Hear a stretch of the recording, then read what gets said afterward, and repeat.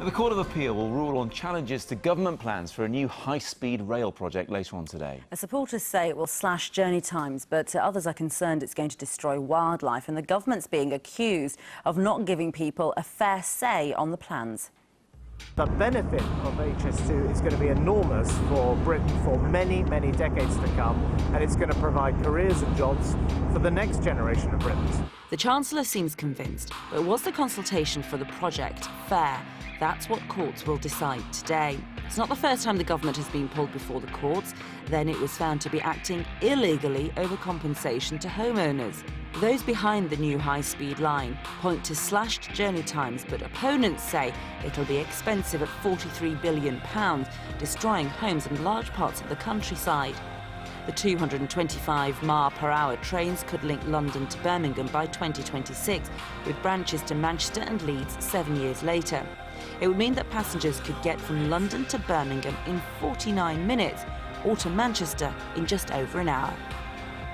We're joined now by Richard Houghton. He's a campaigner against high speed too. Good morning to you, Richard. Good morning. Even if the decision goes your way today, is that really going to stop the government steaming ahead with their plans for HS2? I think it's more a matter of making sure that if they intend to carry on, that they look at the environmental impact. We want them to take their environmental responsibilities seriously.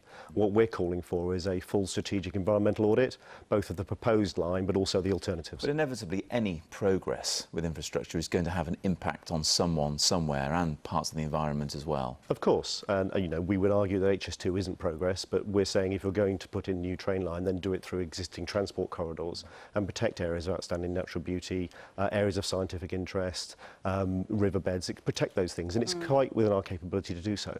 Does it sit a little bit uncomfortably with you in the sense that obviously, the country is desperate for jobs, it's desperate for anything to get the country sort of moving again, and in a way what you're saying is trying to put a stop on some progress being made in that regard? No, we're definitely not putting a stop on progress. We're saying that if you're going to spend 50 billion, your report said 43 billion, that doesn't buy you the trains. Well, it has gone up and up, hasn't it? It's gone up 10 billion, but you need another 7.5 billion to buy the trains.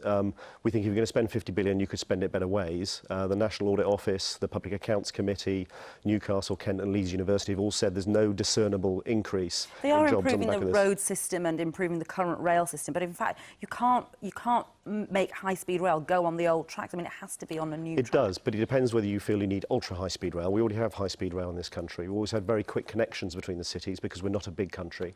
So we stack up well against the opposition, as you were, if you're in the global race, as the government say. Yeah, maybe we do, but in the future we might not. And this is all part of the discussion about our transport infrastructure. Building new runways at Heathrow and Gatwick is all part of this. So we have to stay ahead of the game, not just keep up with them. No, of course we do. And to stay ahead of the game, we have an integrated transport policy, and a single line between London to Birmingham and then on to Leeds and Manchester is not integrated. So what do you think the answer is if we The have to answer move is forward? straightforward, is twofold. One, to look at the alternatives to meet the capacity demands, which are there, and that's been fully costed. It's there, and it's a case of, say, 5 to 6 billion, which can be done in 5 years, not 25 years.